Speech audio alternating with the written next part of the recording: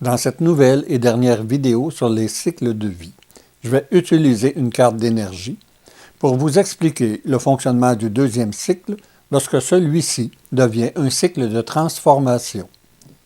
Je vais aussi utiliser deux cartes d'énergie différentes pour vous démontrer comment l'énergie du corps mental influence l'énergie à transformer. En terminant, je vais vous donner un aperçu du troisième cycle, celui de la manifestation, si l'humain a réussi à transformer la vibration de son corps mental dans un deuxième cycle de vie. J'ai terminé la dernière vidéo en vous démontrant comment le dernier secteur, celui de l'énergie à transformer, amène l'humain vers le deuxième cycle de vie. Les événements vécus dans ce secteur proviennent des sensations captées avant la naissance et dépendent surtout de la puissance du corps mental et de l'énergie consciente qu'il contient. Pour vous le démontrer, je reviens à la première vidéo de cette série où je vous ai parlé de Fifine, qui, dans ses sensations avant la naissance, avait capté l'indifférence de sa mère envers elle et qui s'est confirmée au début de son premier cycle de vie.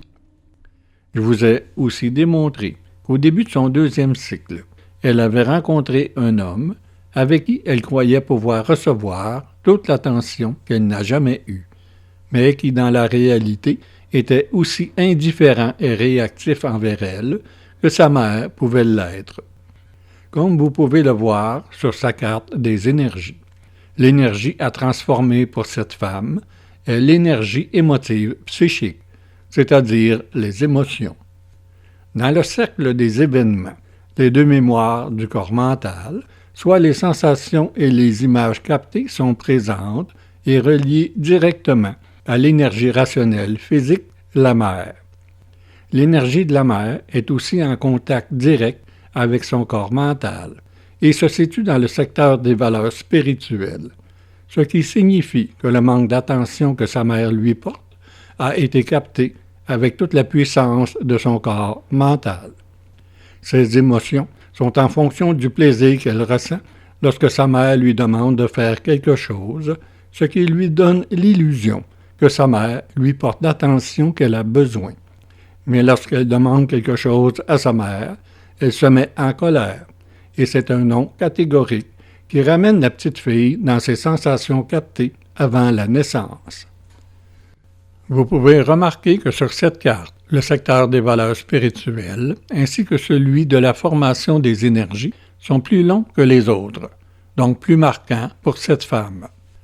Dans le secteur qui forme ces énergies, on retrouve les deux mémoires du corps mental, tandis que dans celui des valeurs spirituelles, on voit l'énergie rationnelle physique, l'énergie de la mère, ainsi que l'énergie du corps mental, ce qui veut dire que cette petite fille a sublimé sa mère, et essayer de recevoir une attention de sa mère devient l'événement le plus important de sa vie.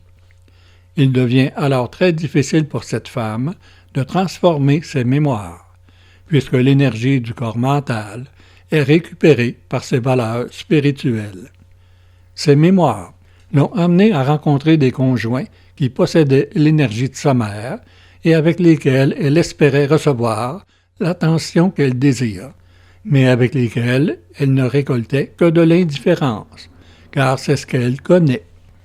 Avec cet exemple, et la première carte avec laquelle j'ai débuté cette série de vidéos, je vous montre la différence entre deux cartes des énergies, mais surtout dans le secteur énergie à transformer, celui qui amène l'humain vers son deuxième cycle de vie, celui de la transformation, si le corps mental est assez puissant pour que l'énergie consciente qu'il contient puisse transformer l'existence de cet humain.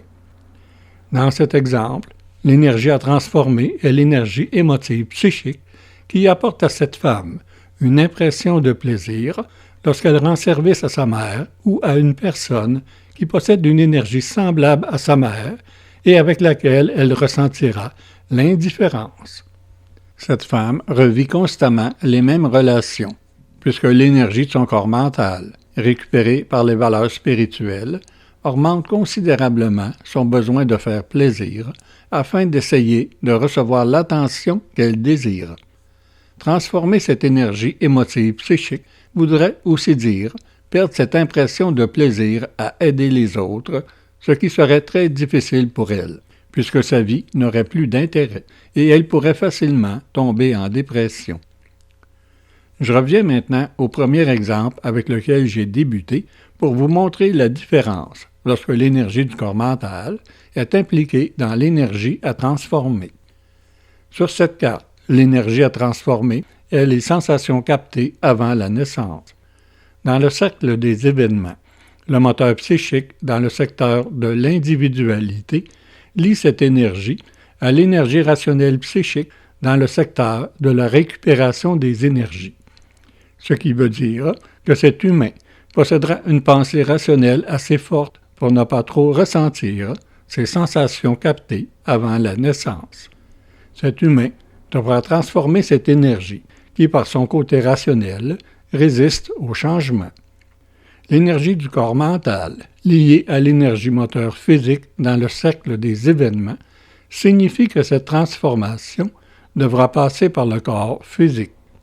Je ne vous raconte pas tous les détails, mais dans ce cas, ce fut la maladie qui l'a arrêté de fonctionner dans ce monde matière afin de l'amener à transformer ses modes de fonctionnement. Le deuxième cycle de vie est celui de la transformation, mais il se vit dans la dimension du psychique, et la majorité des humains, comme dans l'autre exemple que je vous ai montré, chercheront le réconfort dans les formes psychiques. Dans cet exemple, cette personne, qui est un homme, a consulté pour des problèmes de dos, et la forme médecine s'est occupée de lui. Il a subi plusieurs opérations à la colonne vertébrale pour se retrouver en physiothérapie afin de pouvoir fonctionner de nouveau dans ce monde matière. Au début de son deuxième cycle de vie, il est revenu dans le secteur de l'individualité où se trouvent les sensations du corps mental liées au moteur psychique dans le cercle des événements. Cette énergie est aussi liée à la manifestation qui se trouve dans le secteur de la récupération des énergies, chapeautée par l'énergie rationnelle psychique. Ceci démontre une grande capacité à rationaliser ce qu'il vit de difficile dans la matière. Et il a vu que le retour à la normale par le système prescrit par les formes serait très long. Son énergie rationnelle l'a amené à prendre les choses en main, c'est-à-dire qu'il s'est construit un gym à la maison et il s'est mis à utiliser des poids pour reprendre de la force. Un mois plus tard, ses problèmes de dos étaient résolus et il retournait sur le marché du travail. Il faut un lien très fort avec les puissances, afin que la vibration du corps mental puisse amener l'humain à voir ce qu'il doit faire pour lui-même lorsqu'il est encore inconscient de ce qu'il est. Cette énergie fut bien sûr récupérée par la pensée, qui se sentit plus forte et capable de dépasser le système. Mais la transformation n'était pas terminée, elle ne faisait que commencer. 1 an plus tard, il fut diagnostiqué d'un cancer de la moelle osseuse, et la pensée, forte du succès sur les opérations de la colonne vertébrale, a cru pouvoir régler ce problème aussi facilement. C'était sous-estimer cette maladie, et à partir de ce moment, ce fut des années de bataille avec la maladie, où il y avait des périodes fonctionnelles et des périodes dysfonctionnelles, définies par de fréquents séjours à l'hôpital. C'est vers 35 ans où l'énergie du corps mental qui chapeaute la formation des énergies et qui se trouve dans l'énergie à transformer l'a amené à se voir dans une chambre d'hôpital branchée de partout. Cette énergie a pris le dessus sur son énergie rationnelle et fatigué de se battre, il a tout débranché et s'est laissé aller. Il aurait pu en mourir, mais ce ne fut pas le cas. Le lendemain matin, il s'est réveillé avec une sensation qu'il n'avait jamais ressentie auparavant. C'était comme, selon ses dires, le feu d'une chandelle qui venait de s'allumer à l'intérieur de lui. Dans la réalité, il venait de toucher à cette énergie consciente à l'intérieur de son corps mental. Et cette énergie, qui pouvait maintenant se manifester telle qu'elle est, a complètement transformé son existence. Je ne vous raconte pas tout ce qui a été vécu, mais je vous en donne l'essentiel pour vous démontrer comment cette énergie se manifeste. À partir du moment où il a vécu cette expérience, vous pouvez constater sur la carte que les deux secteurs suivants chapeautent les énergies du corps physique, l'énergie émotive physique ainsi que l'énergie rationnelle physique. Dans le secteur du karma d'existence, il a essayé de fonctionner avec les modes de fonctionnement qu'il avait captés du Père, mais ça ne fonctionnait plus. Et lorsqu'il a touché le secteur où se trouve l'énergie rationnelle physique, il a vécu une rencontre où il a vécu fortement les sensations captées avant sa naissance. Cette expérience l'a amené dans un grand vide intérieur, où il a perdu tous ses modes de fonctionnement qu'il avait copiés de son père. Il s'est mis à peindre, et étrangement, il avait un dialogue avec cette énergie consciente qui, à travers sa peinture, lui aidait à comprendre ce qu'il vivait. Durant cette période, il a vécu une expérience inexplicable pour la pensée, mais qui démontre la puissance de l'énergie consciente contenue à l'intérieur du corps mental. Une journée où il était assis en train de peindre, il a senti une énergie qui l'a soulevé. Puisqu'il commençait à comprendre, il n'a pas résisté et il a suivi cette énergie. Il s'est retrouvé au bureau d'assurance chômage. Il est allé vers une offre d'emploi précise. Il s'est rendu à cette adresse et le lendemain, il a recommencé à travailler. Bizarrement, il n'avait plus de problème de santé et il pouvait enfin travailler sans être constamment arrêté par la maladie. Il a quitté sa femme, trouvé un appartement qui lui convenait et sa vie est soudainement devenue plus facile à vivre. En fait, il est reparti à zéro, c'est-à-dire qu'il devait reconstruire sa vie avec des modes de fonctionnement qui lui appartiennent au lieu de ceux qu'il avait appris de ses parents. Ce qui est intéressant à vous démontrer, c'est que les énergies du centre, qui sont les chocs d'existence programmés par l'énergie consciente du corps mental, deviennent des énergies qui propulsent l'humain lorsque cette énergie n'est pas filtrée par les mémoires du corps mental. Pour faire une histoire courte, lorsqu'il a touché au secteur réalisation des énergies, qui est chapeauté par l'énergie des puissances et relié aux images captées du Père dans le cercle des événements, il a quitté le travail qu'il connaissait et qui provenait encore de ses mémoires afin de devenir artiste peintre à plein temps. Encore une fois, ce ne fut pas un changement pensé et structuré. Un matin, il entrait au travail, il revisait la journée d'avant, comme il le faisait à tous les matins. Lorsque soudainement, sans aucune raison, il s'est levé, s'est dirigé vers le bureau de son patron pour lui dire qu'il quittait son travail. Il fut lui-même surpris de ce qu'il venait de faire, puisqu'il n'avait aucune idée de ce qui pouvait arriver pour la suite. Il a été pratiquement une année à supporter une pensée qui lui disait qu'il était fou et qu'il devait immédiatement trouver un autre travail comme il le connaît.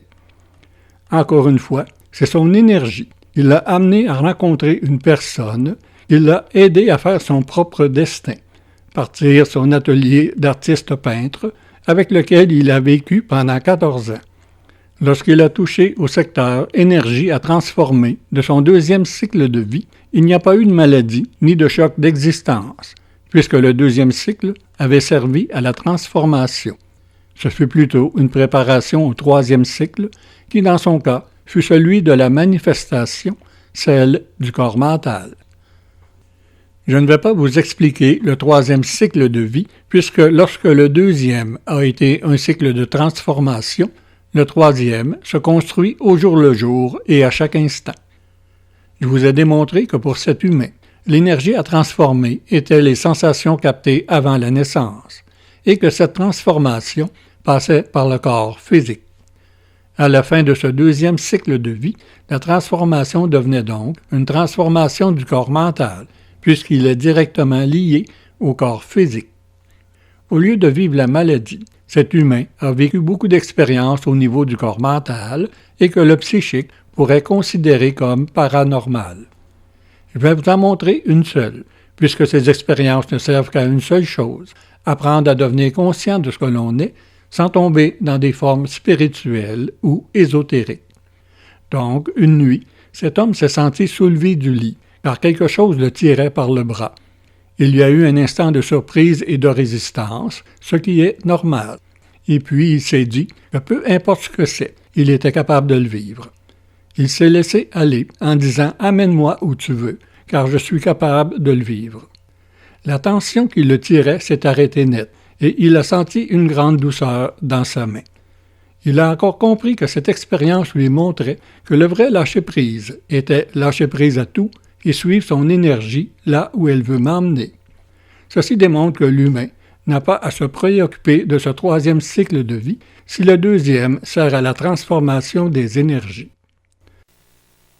Tout au long de ces séries de vidéos, je vous ai démontré que la manifestation de l'humain dans la matière est relationnelle et comment ces relations reviennent constamment dans l'existence de l'humain à travers 3 cycles de vie. Dans la prochaine série de vidéos, je vais aller plus loin, car je vais toucher au monde invisible. Je vais vous expliquer les liens énergétiques que l'humain peut vivre dans la dimension 1, celle du corps mental.